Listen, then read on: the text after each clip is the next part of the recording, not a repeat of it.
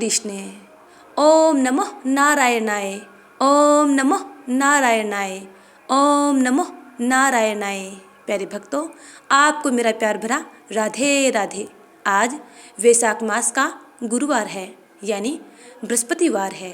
दिनांक 9 मई 2024। तिथि है वैशाख महीने की एकम। आज हम सुनपान करेंगे बृहस्पति देव की कथा, यानी गुरुवार व्रत कथा। कथा शुरू करने से पहले यदि आपने चैनल को सब्सक्राइब नहीं किया है तो सब्सक्राइब कर बेल आइकन को जरूर दबा लीजिएगा, ताकि आगे आने वाली वीडियो के नोटिफिकेशन आप तक टाइम पर पहुंचते रहें। आइए प्रेम पूर्वक, श्रद्धा के साथ और भक्ति के साथ कथा को श्रवणपान करते हैं, जिससे हमें अत्यंत पुण्य की प्राप्ति होती है और हमारी मंगल कामनाएं पूर्ण होती हैं। तो आइए सुनते हैं। भारतवर्ष में एक प्रतापी और दानी राजा राज्य करता था। वह नित्य गरीबों और ब्राह्मणों की सहायता करता था। यह बात उसकी रानी को अच्छी नहीं लगती थी। वह न ही गरीबों को दान देती, न ही भगवान का पूजन करती थी, और राजा को भी दान देने से मना किया करती थी। एक दिन राजा शिकार खेलने वन को गए हुए थे, तो रानी महल में अकेली थी। उसी समय बृहस्पति देव साधु के भेष में महल में भिक्षा लेने के लिए गए और भिक्षा मांगी। रानी ने भिक्षा देने से इनकार किया और कहा, हे साधु महाराज, मैं तो दान पुण्य से तंग आ गई हूँ। मेरा पति सारा धन लुटाते रहते हैं। मेरी इच्छा है कि हमारा धन नष्ट हो जाए, फिर न रहेगा बांस न बजेगी बांसुरी। साधु ने कहा, देवी, तुम तो बड़े विचित्र हो। धन संतान तो सभी चाहते हैं, पुत्र और लक्ष्मी तो पापी के घर भी होने चाहिए। यदि तुम्हारे पास अधिक धन है तो भूखों को भोजन दो, प्यासों के लिए प्याऊ बनवाओ, मुसाफिरों के लिए धर्मशालाएं खुलवाओ। जो निर्धन अपनी कुंवारी कन्याओं का विवाह नहीं कर सकते, उनका विवाह करवा दो। ऐसे और कई अन्य काम हैं जिनके करने से तुम्हारा यश लोक परलोक में फैलेगा। परंतु रानी पर उपदेश का कोई प्रभाव न पड़ा। वह बोली, महाराज, आप मुझे कुछ न समझाएं। मैं ऐसा धन नहीं चाहती जो हर जगह बांटती फिरूं। साधु ने उत्तर दिया, यदि तुम्हारी ऐसी इच्छा है तो तथास्तु। तुम ऐसा करना कि बृहस्पतिवार को घर लीपकर पीली मिट्टी से अपना सिर धोकर स्नान करना, भट्टी चढ़ाकर कपड़े धोना।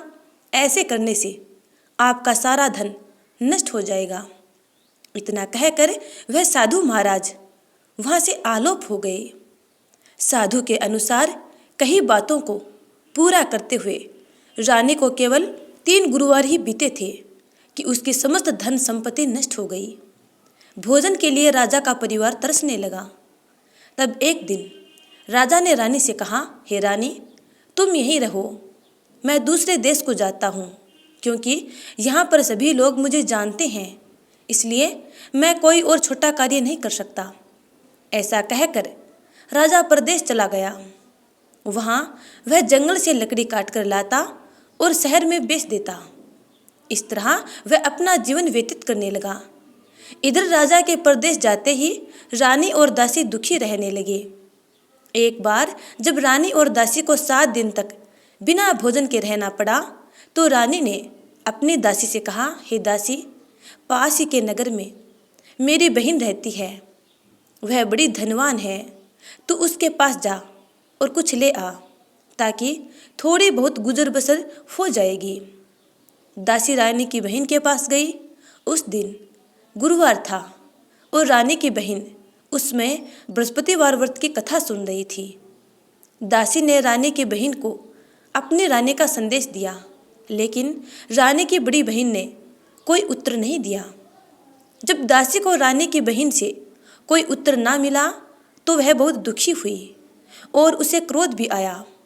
दासी ने वापस आकर रानी को सारी बात बता दी। सारी बात सुनकर रानी अपने भाग्य को कोसने लगी। उधर रानी की बहन ने सोचा कि मेरी बहन की दासी आई थी, परंतु मैं उससे बोली नहीं, इससे वह बहुत दुखी हुई होगी।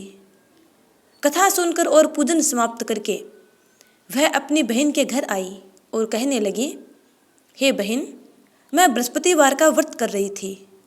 तुम्हारी दासी मेरे घर आई थी परंतु जब तक कथा होती है तब तक न तो उठते हैं और न ही किसी से बोलते हैं।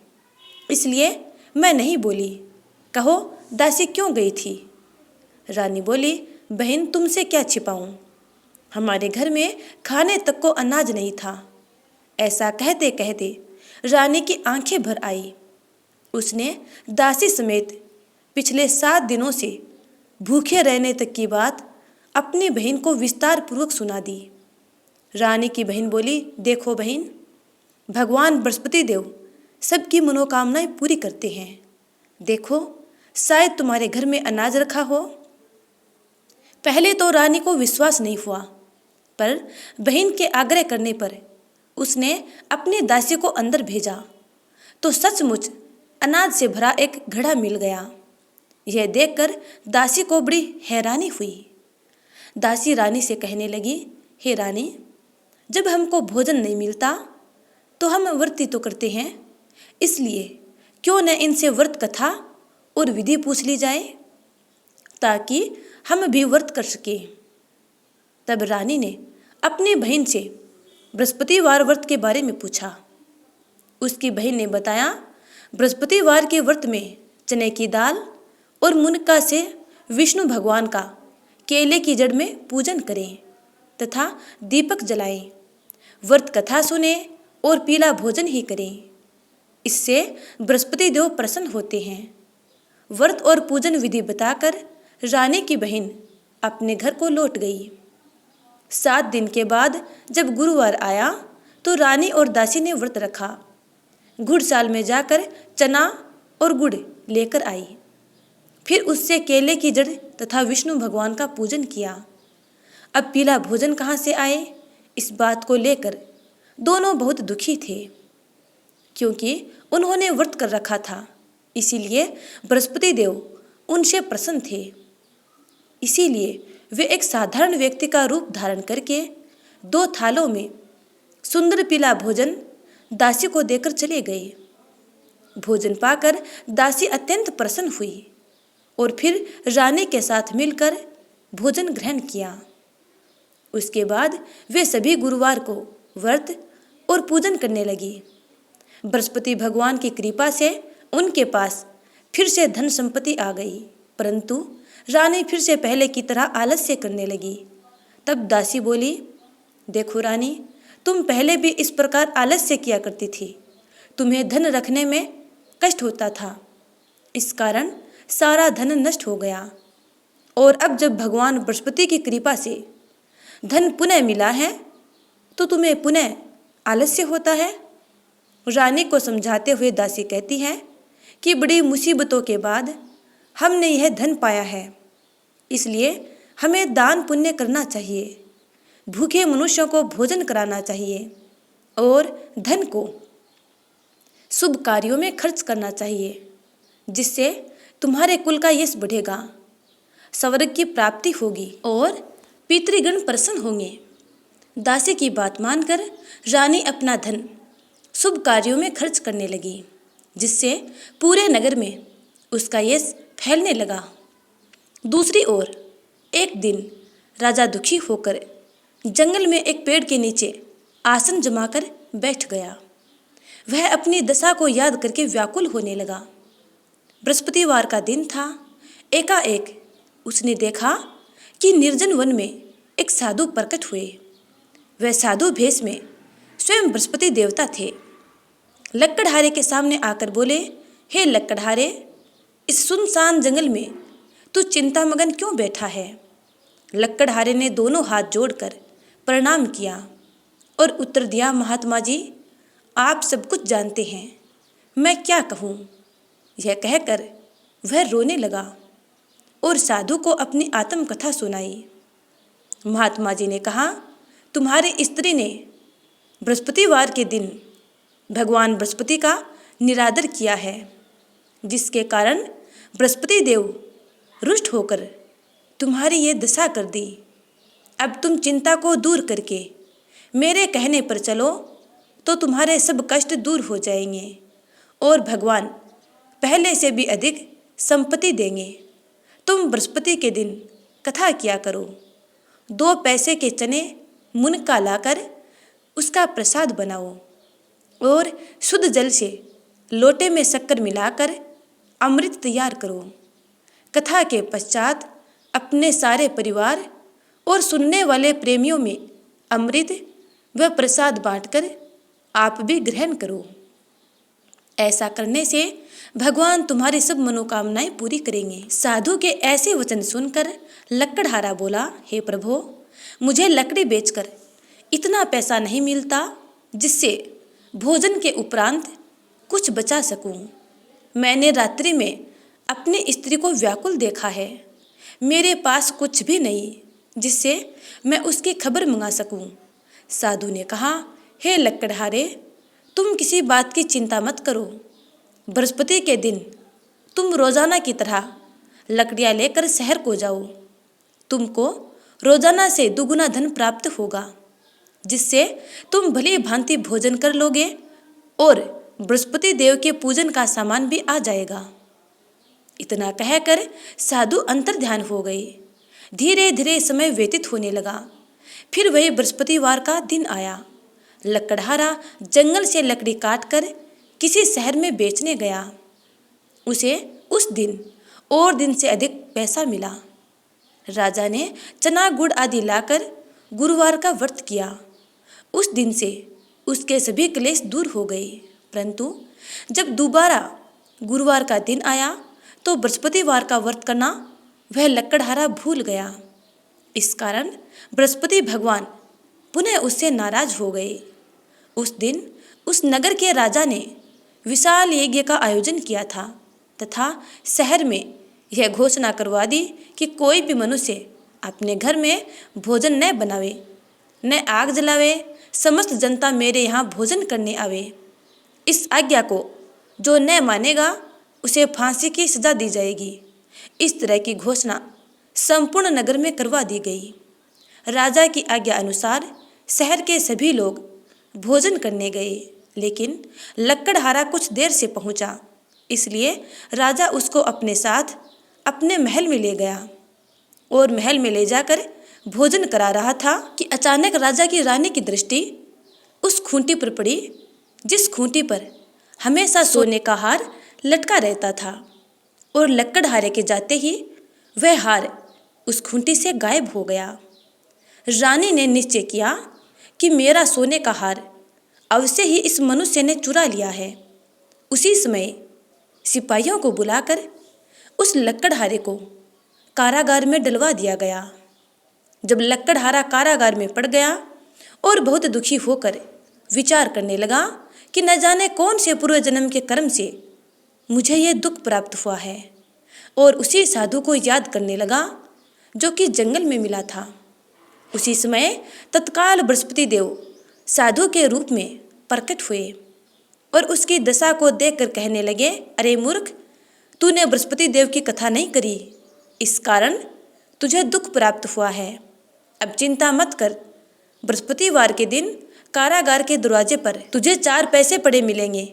उनसे तू बृहस्पति देव की पूजा करना, तेरे सभी कष्ट दूर हो जाएंगे। कुछ दिनों बाद फिर बृहस्पतिवार आया और बृहस्पतिवार के दिन उस लकड़हारे को कारागार के दरवाजे के आगे 4 पैसे मिले। लकड़हारे ने उन 4 पैसों से कथा कही। उसी रात्रि को बृहस्पति देव ने उस नगर के राजा को सौपन में कहा, हे राजा, तुमने जिस आदमी को कारागार में बंद कर दिया है वह निर्दोष है, वह राजा है, उसे छोड़ देना। रानी का हार उसी खूंटी पर लटका है जिस पर पहले लटका हुआ था। अगर तू ऐसा नहीं करेगा तो मैं तेरे राज्य को नष्ट कर दूंगा।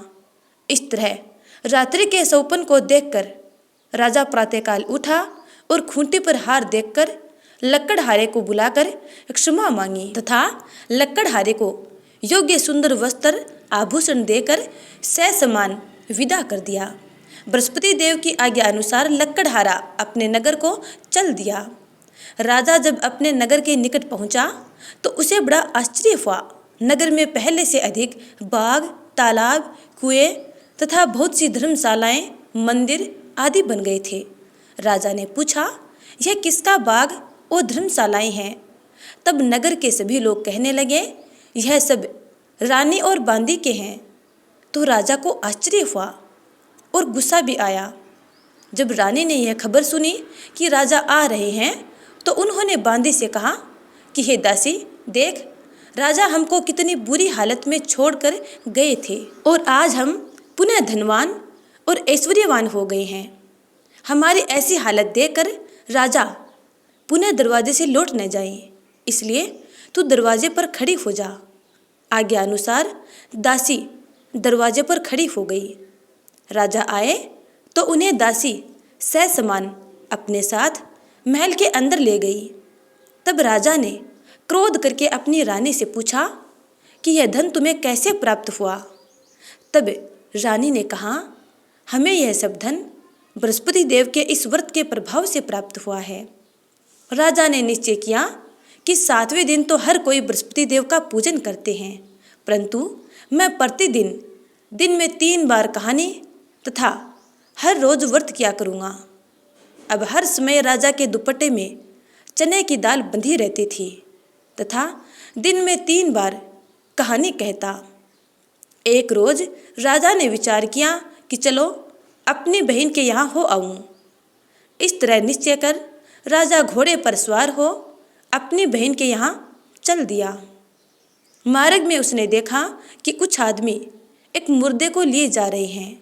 उन्हें रोककर राजा कहने लगा, अरे भाइयों, मेरी बृहस्पति देव की कथा सुन लो। वे बोले, लो, हमारा तो आदमी मर गया है, इसको अपनी कथा की पड़ी है। परंतु कुछ आदमी बोले, अच्छा कहो, हम तुम्हारी कथा अवश्य सुनेंगे। राजा ने दाल निकाली और जब कथा आदि हुई कि मुर्दा हिलने लग गया और जब कथा समाप्त हो गई तो राम राम करके मनुष्य उठकर खड़ा हो गया। इसके बाद राजा आगे चला। आगे मार्ग में उसे एक किसान मिला जो खेत में हल चला रहा था। राजा ने उसे देखकर कहा, अरे भैया, तुम मेरी बृहस्पतिवार की कथा सुन लो। किसान बोला, जब तक मैं तेरी कथा सुनूंगा तब तक 4 हरैया जोत लूँगा। जा अपनी कथा किसी और को सुनाना। इस तरह राजा आगे चलने लगा। राजा के हटते ही बैल पछाड़ खाकर गिर गए तथा किसान के पेट में बड़ी जोर से दर्द होने लगा। उसी समय उसकी माँ रोटी लेकर आई।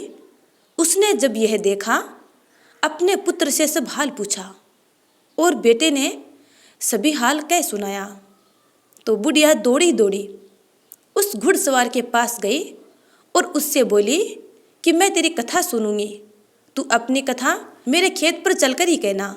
राजा ने बुढ़िया के खेत पर जाकर कथा कही, जिसके सुनते ही उसके बैल उठ खड़े हुए तथा किसान के पेट का दर्द भी बंद हो गया। अब राजा अपनी बहन के घर पहुंचा। बहन ने भाई की खूब मेहमानी की। दूसरे रोज प्रातःकाल राजा जगा तो वह देखने लगा कि सब लोग भोजन कर रहे हैं। राजा ने अपनी बहन से कहा, ऐसा कोई मनुष्य है जिसने अभी तक भोजन न किया हो? मेरी बृहस्पतिवार की कथा सुन ले। बहन बोली, भैया, यह देश ऐसा ही है कि यहाँ पर लोग पहले भोजन करते हैं, बाद में अन्य काम करते हैं। अगर कोई पड़ोस में है तो देखाऊं। यह कहकर बहन देखने चली गई, परंतु उसे कोई व्यक्ति ऐसा न मिला जिसने भोजन न किया हो। अतः वह एक कुम्हार के घर गई जिसका लड़का बीमार था। उसे ज्ञात हुआ कि उनके यहाँ 3 रोज से किसी ने भोजन नहीं किया है। रानी ने अपने भाई की कथा सुनने के लिए कुम्हार से कहा तो कुम्हार कथा सुनने के लिए तैयार हो गया। इसके बाद राजा ने कुम्हार के घर जाकर बृहस्पतिवार की कथा कही, जिसको सुनकर कुम्हार का लड़का ठीक हो गया। अब तो राजा की प्रशंसा होने लगी। एक दिन राजा ने अपनी बहन से कहा कि हे बहन, हम अपने घर को जाएंगे, तुम भी तैयार हो जाओ। राजा की बहन ने अपनी सास से कहा। सास ने कहा, हाँ चली जा, परंतु अपने बच्चों को मत ले जाना, क्योंकि तेरे भाई के कोई औलाद नहीं है। बहन ने अपने भैया से कहा, हे भैया, मैं तो चलूँगी पर कोई बालक नहीं जाएगा। राजा बोला, जब कोई बालक नहीं चलेगा तब तुम क्या करोगी? बड़े दुखी मन से राजा अपने नगर को लौट आया।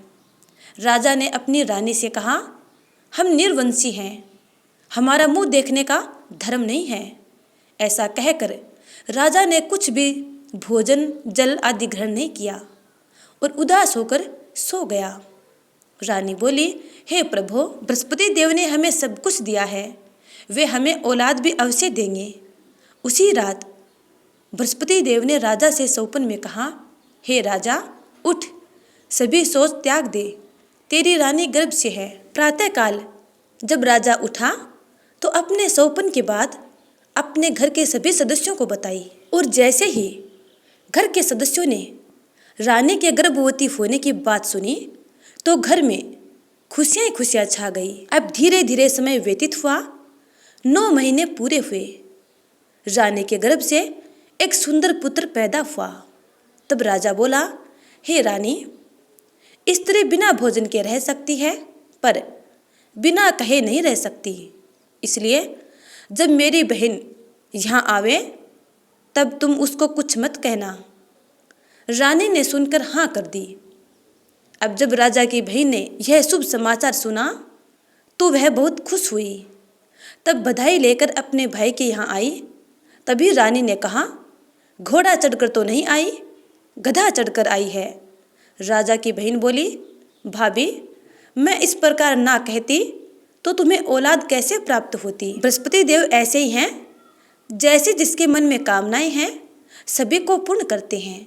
जो सद्भावनापूर्वक बृहस्पतिवार का व्रत करता है एवं कथा सुनता है अथवा दूसरों को सुनाता है, बृहस्पति देव उनकी सभी मनोकामना को पूर्ण करते हैं। भगवान बृहस्पति देव सदैव उसकी रक्षा करते हैं। संसार में जो मनुष्य सद्भावना से भगवान जी का पूजन व्रत सच्चे हृदय से करते हैं तो उनकी हर मंगल कामनाएं पूरी होती हैं। तो प्रेम से बोलिए, बृहस्पति देव की जय, भगवान विष्णु की जय। अब सुनते हैं बृहस्पति देव की दूसरी कथा। प्राचीन काल में एक ब्राह्मण रहता था। वह बहुत निर्धन था, उसके कोई संतान नहीं थी। उसकी स्त्री बहुत मलिनता के साथ रहती थी। वह स्नान न करती, किसी देवता का पूजन न करती। इससे ब्राह्मण देवता बड़े दुखी थे। बेचारे बहुत कुछ कहते थे किंतु उसका कुछ परिणाम न निकला। भगवान की कृपा से ब्राह्मण की स्त्री के कन्या रूपी रतन पैदा हुआ। कन्या बड़ी होने पर प्रातः स्नान करके विष्णु भगवान का जाप व बृहस्पतिवार का व्रत करने लगी। अपने पूजन पाठ को समाप्त करके विद्यालय जाती तो अपनी मुट्ठी में जौ भर के ले जाती और पाठशाला के मार्ग में डालती जाती। जब वह वापस घर को लौटती तब ये जौ के दाने सोने के दाने हो जाते थे और वह लड़की सारे सोने के दानों को इकट्ठा करके घर ले आती थी। एक दिन वह बालिका सूप में उन सोने के जौ को फटक कर साफ कर रही थी कि उसके पिता ने देख लिया और कहा, हे बेटी, सोने के जौ के लिए सोने का सूप होना चाहिए। दूसरे दिन बृहस्पतिवार था। इस कन्या ने व्रत रखा और बृहस्पति देव से प्रार्थना करके कहा, मैंने आपकी पूजा सच्चे मन से की हो तो मेरे लिए सोने का सूप दे दो। बृहस्पति देव ने उसकी प्रार्थना स्वीकार कर ली। रोजाना की तरह वह कन्या जौ फैलाती हुई जाने लगी। जब लौटकर जौ बीन रही थी तो बृहस्पति देव की कृपा से उसे सोने का सूप मिला। सोने के सूप को लेकर वह घर आ गई और सोने के सूप में वह सोने के जौ को साफ करने लगी, परंतु उसकी माँ का वही ढंग रहा। एक दिन की बात है, वह कन्या सोने के सूप में जौ साफ कर रही थी। उस समय उस शहर का राजपुत्र वहाँ से होकर निकला। इस कन्या के रूप और कार्य को देखकर वह मोहित हो गया तथा अपने घर आकर भोजन तथा जल त्याग कर उदास होकर लेट गया। राजा को इस बात का पता लगा तो अपने प्रधानमंत्री के साथ उसके पास गए और बोले, हे बेटा, तुम्हें किस बात का कष्ट है? किसी ने अपमान किया है अथवा और कारण हो सकता है? कहो, मैं वही कार्य करूँगा जिससे तुम्हें प्रसन्नता हो। अपने पिता की बात सुनकर राजकुमार बोला, मुझे आपकी कृपा से किसी बात का दुख नहीं है और किसी ने भी मेरा अपमान नहीं किया है, परंतु मैं उस कन्या से विवाह करना चाहता हूँ जो सोने के सूप में जो साफ कर रही थी। यह सुनकर राजा आश्चर्य में पड़ गया और बोला, हे बेटा, इस तरह की कन्या का तुम ही पता लगाओ, मैं उसके साथ तेरा विवाह अवश्य करवा दूंगा। राजकुमार ने उस लड़की के घर का पता बतलाया। तब मंत्री उस लड़की के घर गए और ब्राह्मण देवता को सभी हाल कह सुनाया। ब्राह्मण देवता राजकुमार के साथ अपनी कन्या का विवाह करने के लिए तैयार हो गए तथा विधि विधान के अनुसार ब्राह्मण की कन्या का विवाह राजकुमार के साथ हो गया। विवाह के बाद कन्या राजकुमार के साथ अपने ससुराल को चली गई। कन्या के ससुराल जाने के बाद उस ब्राह्मण देवता के घर का हाल पहले की तरह हो गया, यानी उनके घर में गरीबी का निवास हो गया। अब भोजन के लिए भी अन्न बड़ी मुश्किल से मिलता था। एक दिन ब्राह्मण देवता दुखी होकर अपनी पुत्री के पास गए। बेटी ने पिता की दुखी अवस्था को देखा और अपनी माँ का हाल पूछा। तब ब्राह्मण ने सभी हाल कह सुनाया। कन्या ने बहुत सा धन देकर अपने पिता को विदा कर दिया। इस तरह ब्राह्मण का कुछ समय सुखपूर्वक व्यतीत हुआ। कुछ दिन बाद फिर वही हाल हो गया। ब्राह्मण फिर अपनी कन्या के यहाँ गया और सारा हाल कह सुनाया। तब कन्या बोली, हे पिताजी, आप माताजी को यहाँ ले आओ, मैं उन्हें विधि बता दूंगी जिससे आपकी गरीबी दूर हो जाएगी। इस प्रकार ब्राह्मण देवता पुनः अपने घर लौटा और अपनी पत्नी को साथ लेकर अपनी पुत्री के यहाँ गया। तो कन्या अपनी माँ को समझाने लगी, हे माँ, तुम प्रातःकाल प्रथम स्नान आदि करके विष्णु भगवान का पूजन करो तो आपकी सारी दरिद्रता दूर हो जाएगी। परंतु उसकी माँ ने एक भी बात न मानी और प्रातःकाल उठकर अपनी पुत्री के बच्चों की जूठन को खा लिया। इससे उसकी पुत्री को बहुत गुस्सा आया और एक दिन उसकी पुत्री ने अपने महल की एक कोठरी के सामान को बाहर निकाल दिया और अपनी माँ को उस कोठरी में बंद कर दिया। और फिर दूसरे दिन अपनी माँ को उस कोठरी से बाहर निकाला, स्नान आदि करा के पाठ करवाया तो उसकी माँ की बुद्धि ठीक हो गई। और फिर प्रत्येक बृहस्पतिवार को उसकी माँ व्रत रखने लगी। इस व्रत के प्रभाव से उसके माँ बाप बहुत धनवान और पुत्रवान भी हो गए और बृहस्पति देव के प्रभाव से इस लोक के संपूर्ण सुख को भोगकर अंत में स्वर्गलोक को प्राप्त हुए। सब बोलो विष्णु भगवान की जय, बोलो बृहस्पति देव की जय। तो प्यारे भक्तों, आज हमने श्रवणपान की वैशाख के अत्यंत पुण्यमय माह में बृहस्पतिवार व्रत कथा, जिसे सुनने से अत्यंत पुण्य की प्राप्ति होती है।